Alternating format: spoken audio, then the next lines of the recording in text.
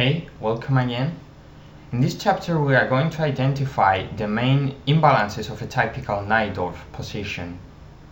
Imbalance is a word borrowed from the mathematical vocabulary and it just means lack of symmetry, something that one player has and the other one hasn't, like for example a weakness or a strength.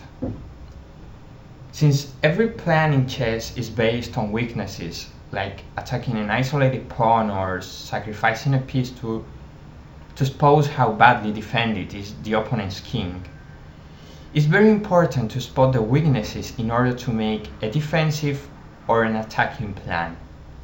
So let's go with our opening. e4 and c5, and please allow me to spend some seconds in here. We know that e5 is also a very popular way to confront the center for black. It aims at d4 and even f4, but it tends to create more closed or semi-closed positions where what counts is maneuvering and strategy. The c5 player, the Sicilian player, also is confronting the center and forbidding white for the moment to develop a full center with d4. But the positions that arise from there tend to be more open, dynamic and vivid compared to the e5 ones. So let's go on with the first exchange that gives birth to two imbalances, one of them being a pawn affair with a queenside minority for white compared to black, and a queenside majority for white compared to the black one, and two new semi-open columns, one in here and the d1 for white. I put them in different colors because they tend to give different results. Generally black one tends to be better because white tends to castle queenside, and after that the king remains in c1, I mean in this square, and c column then is a very powerful tool to attack the castling and the king for black, because we can get our rooks to c8, our queens to c7, and have a very powerful threat in there. We will see positions where that happens and how to treat it. Okay, we go on with a6, bishop e3, e5. The e5 push we've been speaking before, that leaves after say knight b3. This holds in d5 and f5, ready to be occupied by white horses. You may be thinking that, well, black also has these ones, but experience tell us that there aren't that much helpful for black, since they can be easily attacked or even pushed back by pawn advances, say this one or that one. Nonetheless, f4 is a very important square for black. We'll also treat it, but anyway, these squares, I mean d5 and f5, are quite dangerous for black, and what black is trying to do by accepting them by the e5 push is developing the pieces in an aggressive way, trying to keep the initiative and saying that he's going to the full point no matter the minuses. He's going to try to be as aggressive as possible and kill white, hopefully very soon, because the pawn structure that arises is not the one you want to play in the endgame most of the times.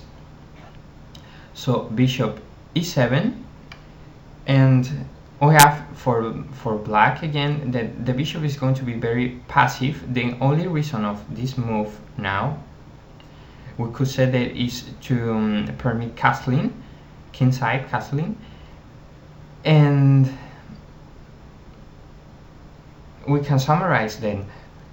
After queen d2 and bishop e6, normal moves in the position, then black diagonals are going to be these ones, while white diagonals are going to be those ones that are gonna prove of more help in the position. We go on with castling and castling, and as I have said, the king remains in c1, exposed to the threats in that column. So b1 move is very common in this position to reduce the pressure that the file may have. But even if they lose a tempo by doing that, it's still the king safety for white is generally not that good as the black one, regardless of the white pawn storm that may arise after.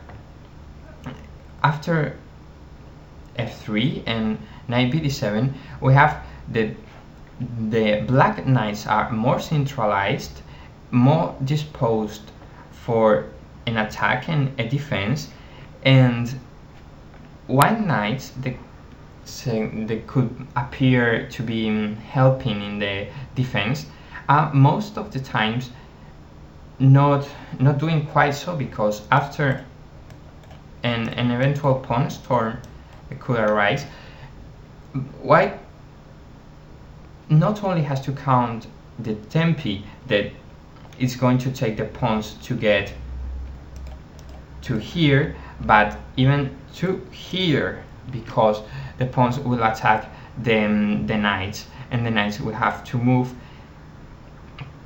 And some of the times, especially if we don't know how to deal with the position, will block other pieces or will be in not very helpful squares. So we'll learn also how to treat that. And g5, continuing with the pawn storm, and b5. And well, I think that's enough moves for now. Let's just summarize the imbalances we have created. Okay, we can say that better for white are the outposts, especially for the unites, and the pawn structure, because the d6 backward pawn that black has tends to create some problems in the middle and the end game in some of the positions, especially if we don't treat it properly. And the diagonals, as we have said, generally the white bishops have more space and better space. This is truth most of the time in the early middle game. It can be solved, but well, it takes time. And better for black, for the counterpart, we can say that the columns, the semi-open column, the C1, is very important, very thematic. The king safety, even if it's only a little better, I think we can count it also. And the pieces, minor pieces, the way they are developed tend to be more polyvalent. That is, they are better prepared for an attack or for the defense, whichever comes. And especially the knights, as I have said, much more centralized and useful than their white counterpart.